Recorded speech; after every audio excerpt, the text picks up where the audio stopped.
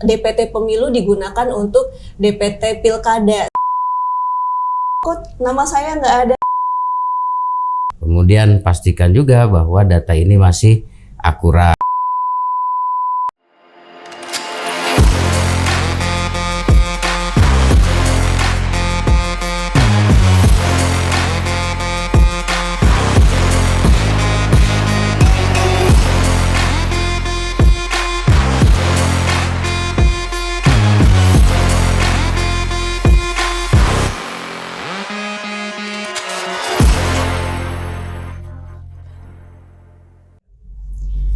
Assalamualaikum warahmatullahi wabarakatuh. Kembali lagi dengan saya Fitri Intansari pada podcast KPU Provinsi Banten. Nah, pada kesempatan kali ini pastinya saya tidak sendiri, sudah ditemani dengan pakar daftar pemilih di Provinsi Banten tentunya, yang nggak lain dan bukan, saya sudah ditemani dengan Bapak A. Munawar selaku Ketua Divisi Data dan Informasi KPU Provinsi Banten. Nah, Assalamualaikum Bapak. Waalaikumsalam Mbak Fitri. Alhamdulillah sehat. Alhamdulillah sehat selalu ya Pak ya. Segar bugar nih. Amin. Amin. Alhamdulillah. Nah, Pak Munawar ini ternyata punya hobi yang sangat menarik nih. Apa dia hobinya? Yaitu memancing. Bener ya Pak? Oh ya. Iya. Tahu aja ini. Munawar ini hobinya memancing. Nah, boleh tahu Pak, mancingnya tuh biasanya di kolam atau di laut lepas atau gimana Pak? Kita takut kalau udah lepas. Paling di kolam. Oh, di kolam. Ya, sambil nongkrong-nongkrong dikit. Sambil nongkrong. Nah, untuk hobi lainnya ada hobi apa nih Pak? Ya, paling nongkrong sama teman-teman. Nongkrong sama teman-teman. Nggak capek nih Pak nongkrong Pak? Capek yang jalan. Oke teman pemilih, untuk tema kali ini yaitu daftar pemilih tetap Pilkada 2024. Nah, teman pemilih pasti penasaran dong ya, seberapa pentingkah daftar pemilih itu untuk suatu pemilihan atau seperti apa? Nanti kita akan kupas tuntas dengan Bapak A. Munawar. Nah, selain itu Pak, saya masih penasaran Pak, A-nya itu apa ya Pak? A-nya itu Ahmad. Jadi ya. Ahmad Munawar. Ahmad tapi, Munawar. Akrabnya dipanggil dengan Munawar. Pak Mun gitu ya? Iya boleh, Ya, boleh. Oke, siap. Jadi gini Pak, untuk daftar pemilih ini kan setiap pemilu itu pemilihan selalu dimutakhirkan gitu ya. Sedangkan kemarin pemilu itu baru saja dilaksanakan. Yeah. Tentunya sudah ada DPT-nya ya Pak ya? Iya, iya. Nah, kenapa sih DPT itu tidak kita gunakan saja? DPT pemilu digunakan untuk DPT pilkada, karena kan tahunnya sama nih, sama-sama di 2024, hanya berbeda di bulannya saja. Iya. Bisa dijelaskan nggak Pak, kenapa kita harus pakai DPT yang baru gitu, nggak pakai DPT pemilu gitu? Ya menarik memang di pemilu dan pemilihan yang di dalam tahun yang sama. Tapi paling tidak ada dua faktor penting yang mempengaruhi kemudian setelah kita melaksanakan pemilu di 2024, masih tahun yang sama kita melaksanakan pemilihan, di mana faktor pertamanya adalah soal konstruksi hukum. Kalau pemilu menggunakan Undang-Undang 7 2017. Nah, dari komposisi pemilih kita lihat sudah berbeda. 300 pemilih per TPS. Di dalam pemilihan diatur di dalam Undang-Undang Pemilihan, Undang-Undang Nomor 1 2015, terakhir dirubah dengan Undang-Undang 10 2016. Maka kemudian berbeda. Kenapa harus kemudian dilakukan pemutakhiran kembali? Karena perintah dari undang-undang yang berbeda. Dan itu belum mengalami perubahan, sehingga aturan mainnya juga di dalam peraturan KPU mesti kita lakukan pemutakhiran.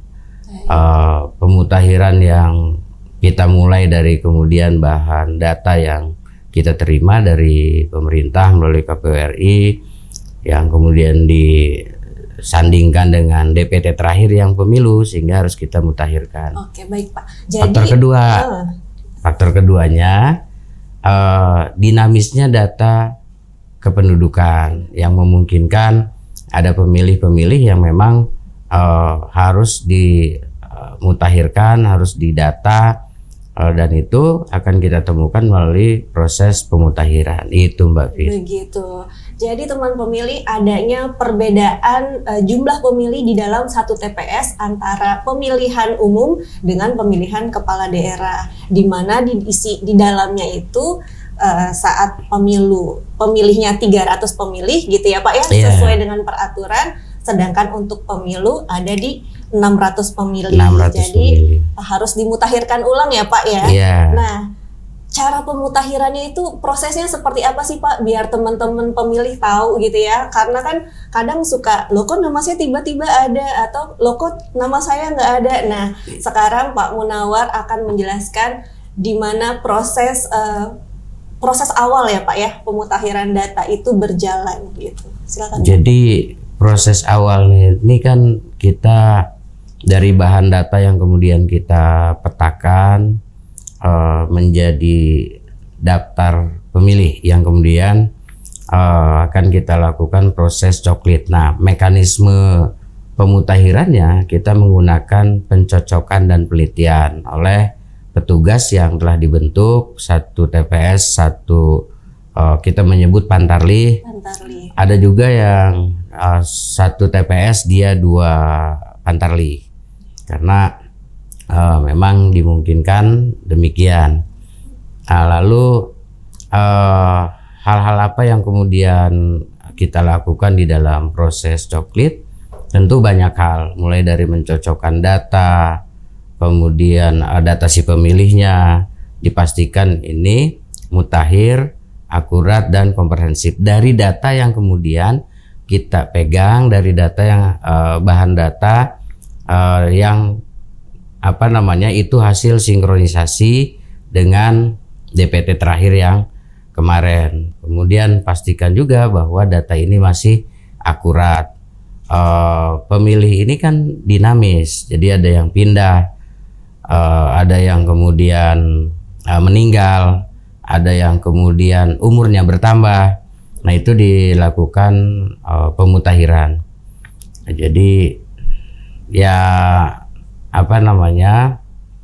memastikan semua pemilih secara komprehensif itu ada di dalam daftar pemilih.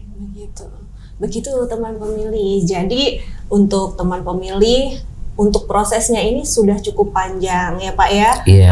Ada petugas yang datang ke rumah teman pemilih untuk mencocokkan data gitu kan. Setelah itu direkapitulasi ya Pak ya. Setelah direkapitulasi juga diumumkan atau gimana biar pemilih tahu Pak? Setelah coklit ini kan ditetapkan di DPS, daftar pemilih sementara. Jadi tidak serta-merta kita langsung kunci di daftar pemilih tetap. Di DPS kita umumkan. Nah, kita umumkan itu untuk bagaimana mendapatkan respon semua pihak yang tentu berkepentingan di dalam proses daftar pemilih. Jadi semua bisa memastikan, semua bisa melihat, kita umumkan. Dan juga selain diumumkan, semua bisa melakukan pengecekan di daftar pemilih atau kita menyebut cek DPT online. Jadi berbasis teknologi informasi, di era perkembangan zaman pemilih bisa ngecek daftar pemilih dia terdaftar atau tidak, tepat tidak pencatatannya, itu bisa dicek di dalam daftar cek DPT online. Dicek DPT online. Nah, jadi teman-teman pemilih yang ingin mengetahui namanya sudah terdaftar atau belum di daftar pemilih untuk Pilkada 2024, teman pemilih bisa cek di cekdptonline.kpu.go.id. Nah, sekarang saya mau tanya nih Pak, untuk daftar pemilih ini tahapannya sekarang sudah sampai mana Pak? Nah, tadi saya lanjutkan setelah kita umumkan DPS, kita perbaiki, baru kemudian kita tetapkan menjadi daftar pemilih tetap. Daftar pemilih tetap ini kita sudah tetapkan kemarin di provinsi, rekapitulasinya tanggal 22. Di kabupaten kota penetapan dan rekapitulasi karena ditetapkan oleh kabupaten kota itu terakhir kabupaten kota tanggal 20. Jadi ada yang tanggal 19 juga. Artinya bahwa daftar pemilih tetap sudah kita tetapkan. Jadi kenapa nanti ada yang nggak masuk kan begitu. Nah, daftar pemilih tetap ditetapkan ini harus punya implikasi kepada kesiapan tahapan yang lainnya, sehingga harus dipastikan dulu, dikunci dulu, di cut off dulu untuk nantinya penyiapan logistik, kemudian rekrutmen KPPS, serta kebutuhan-kebutuhan lain yang menyangkut dengan tahapan yang lain. Jadi sekarang setelah ditetapkan DPT, kita masuk pada tahapan untuk melayani pemilih untuk pindah memilih. Iya, baik teman pemilih, artinya DPT ini sangat penting ya Pak ya dalam pemilihan, karena DPT ini bisa menentukan seberapa banyak surat suara dicetak, begitu ya Pak ya? Terus berapa banyak petugas KPPS yang akan dibentuk, begitu ya Pak ya? Dan juga seberapa banyak TPS yang akan dibentuk juga gitu. Jadi memang daftar pemilih ini sangat penting sekali untuk pemilihan gitu ya. Jadi setelah ini pemilih sudah kalau misalkan kan sekarang katanya penetapan DPT sudah ditetapkan pada tanggal 22 kemarin ya Pak ya. Untuk jumlah di Banten ini berapa Pak pemilihnya Pak? Banten ini pemilihnya 8.922.662 pemilih yang tersebar di TPS itu 17.231 TPS di 8 kabupaten kota. Di pemilih kita ini paling terbanyak itu ada di Kabupaten Tangerang. 2 juta 2,3 juta. 2,3 juta. Jadi Provinsi Banten ini tersebar di 8 kabupaten kota dan pemilih terbanyaknya ada di wilayah Kabupaten Tangerang. Untuk yang pemilih terkecil di mana Pak? Terkecil itu di Cilegon, hanya 330 ribuan. 330 ribu. Nah, teman pemilih, jadi begini, kalau misalkan suka ada yang tanya nih, DPT sudah ditetapkan, tapi ternyata ada pemilih nih Pak yang belum terdaftar dalam DPT, apakah dia masih bisa menggunakan hak pilihnya pada pilkada nanti atau bagaimana Pak? Bisa. Nah, DPT ditetapkan itu tadi itu untuk kuncian, menyiapkan logistiknya. Dimungkinkan bahwa setelah ditetapkannya daftar pemilih, ada pemilih yang belum terdaftar tapi kemudian memenuhi syarat, tapi ada juga mungkin pemilih yang tidak memenuhi syarat, dia ada di dalam daftar pemilih. Jadi ada terbalik ya Pak ya, ada yang belum yang bersyarat tapi belum terdaftar, ada juga yang tidak memenuhi syarat tapi terdaftar gitu ya Pak ya. Itu ada segala kemungkinan di dalam terjadi. Karena apa? Pemilih ini dinamis, pemilih ini penduduk.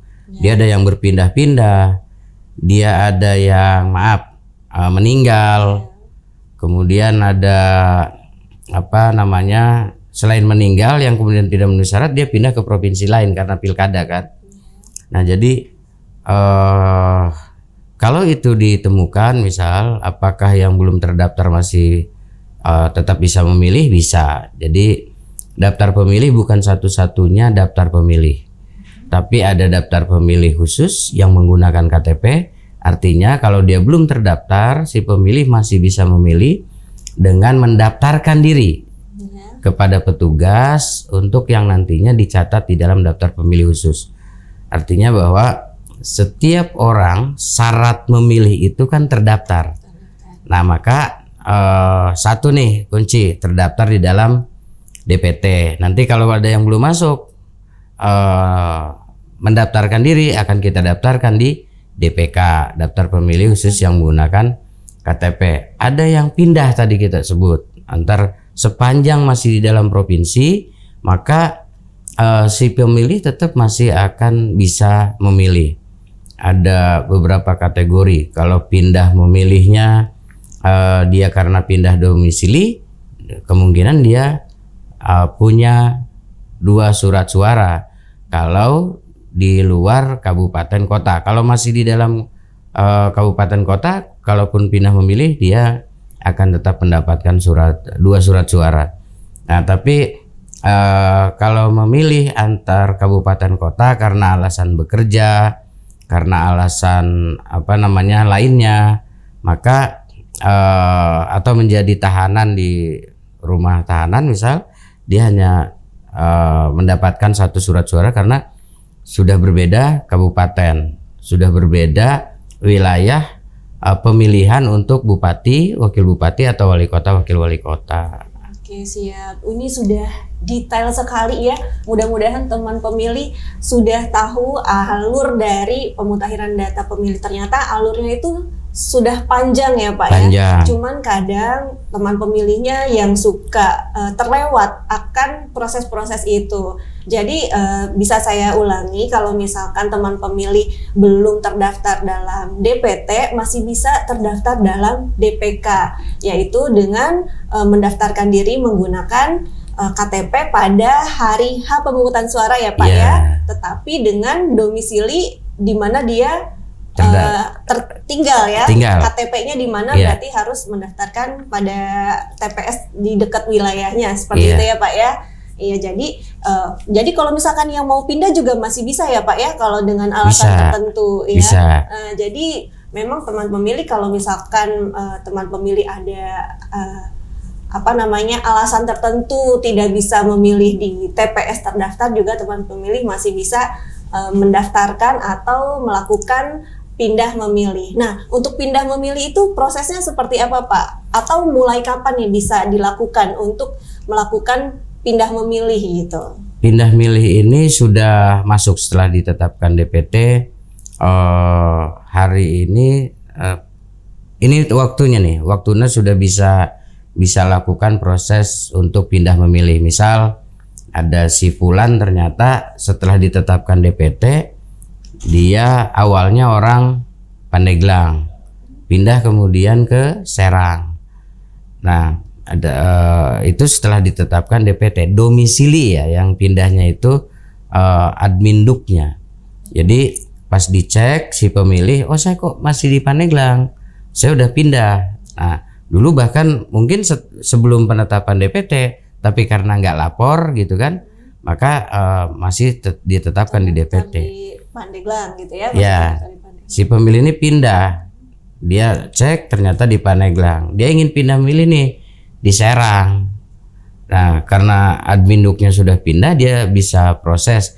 Kapan waktunya? Sekarang sudah bisa. Jadi sekarang sudah dalam waktu proses untuk pindah memilih, seperti itu ya. Nah, teman pemilih, kalau misalkan teman pemilih pada saat ini sudah ngecek nih, dicek DPT online, kemudian terdaftarnya di suatu tempat bukan tempat domisili sekarang teman pemilih terdaftar, bisa mengajukan pindah memilih. Nah, untuk mengajukan pindah memilih ini harus datang kemana nih Pak? Bisa lapor ke PPS, PPK. Boleh dijelaskan Pak, PPS? Panitia Pemungutan Suara, dia ada di tingkat desa atau kelurahan. Atau melapor ke PPK, Panitia Pemilihan Kecamatan, ada dia petugas KPU yang ada di ruang lingkup kecamatan. Atau kalau mungkin pas mampir di kabupaten kota, bisa lapor di TPS asal atau TPS tujuan, jadi nggak mesti balik lagi. Gitu. Boleh. Ini udah sangat memudahkan sekali. Sudah ya. Sangat memudahkan. Jadi teman pemilih, kalau misalkan saat ini teman pemilih mau melakukan pindah memilih dengan alasan tertentu, teman pemilih bisa datang di kelurahan, di kecamatan, di KPU kabupaten kota, gitu ya Pak ya. Dan teman pemilih juga sudah bisa langsung, tidak perlu balik ke tempat asalnya gitu. Jadi bisa langsung di tempat di mana teman pemilih sekarang berada, begitu ya. Ini sudah sangat mudah sekali ya Pak ya. Jadi mudah-mudahan teman pemilih juga aktif untuk mengecek gitu ya info-info pemilu atau info-info pilkada yang sekarang sedang hits atau ngetrend gitu ya, biar informasinya dapat gitu ya Pak ya. Mungkin ada lagi Pak yang mau Bapak informasikan kepada teman pemilih terkait daftar pemilih ini Pak? Terkait daftar pemilih ini, pada intinya bahwa DPT yang kita tetapkan itu diumumkan. Itu masih bisa, silahkan di cross check, berikan masukan. Bedanya memang pada saat setelah ditetapkan DPT, ketika ada masukan pemilih TMS, pemilih belum masuk tadi. Kalau dulu di DPS ada laporan pemilih tidak memenuhi syarat, pemilih kemudian belum masuk, kita masukin. Yang tidak memenuhi syarat kita coret. Kalau setelah ditetapkan di DPT yang tidak memenuhi syarat, kalau ada laporan itu akan kita tandai, memastikan bahwa tidak ada pemanfaatan terhadap suara yang tidak memenuhi syarat. Nah, kalau kemudian ada yang belum terdaftar, kalau dulu kita masukin di dalam daftar pemilih baru. Kalau sekarang itu kita fasilitasi di dalam daftar pemilih khusus. Yang memilihnya tadi disebutkan oleh Mbak Fitri, itu di ruang lingkup domisili sesuai dengan adminduknya, ruang lingkupnya desa atau kelurahan. Kalau mungkin misal saya di kelurahan Saruni, itu di TPS 1 silahkan, TPS 2-nya silahkan gitu. Nah, itu dimungkinkan bisa memilih. Baik teman pemilih, mungkin seputar daftar pemilih ini sudah sangat detail sekali diinformasikan oleh Pak Munawar gitu ya. Jadi sekarang kita mungkin bisa mengajak teman pemilih untuk ke cek ya Pak ya, untuk mengecek di webnya KPU, yaitu cekdptonline.kpu.go.id gitu. Mungkin ada kalimat penutup Pak untuk teman pemilih semua? Kalimat penutupnya bahwa urgensi daftar pemilih ini adalah untuk memastikan perlindungan terhadap hak pilih, bagian daripada kedaulatan pemilih untuk dapat menentukan pilihannya di 27 November 2024. Jadi pastikan bahwa kita turut berpartisipasi aktif dalam rangka pergantian kepemimpinan yang secara berkala melalui proses yang konstitusional, melalui proses pemilihan kepala daerah. Sayangi Bantenmu, coblos pilihan. Oke, sayangi Bantenmu, coblos pilihanmu. Jadi teman pemilih, sekian untuk podcast hari ini. Terima kasih banyak Bapak. Terima kasih Mbak Fitri. Semoga sehat selalu ya Pak ya. Amin. Jangan lupa teman pemilih. Ini rekan saya ini teman pemilih. Jangan lupa teman pemilih untuk hadir, datang, dan sukseskan Pilkada Banten 2024 pada tanggal 27 November 2024. Kita ketemu di TPS ya. Baik, kita akhiri semuanya. Terima kasih. Salam sehat. Wabillahi taufik wal hidayah. Wassalamualaikum warahmatullahi wabarakatuh. Untuk masa depan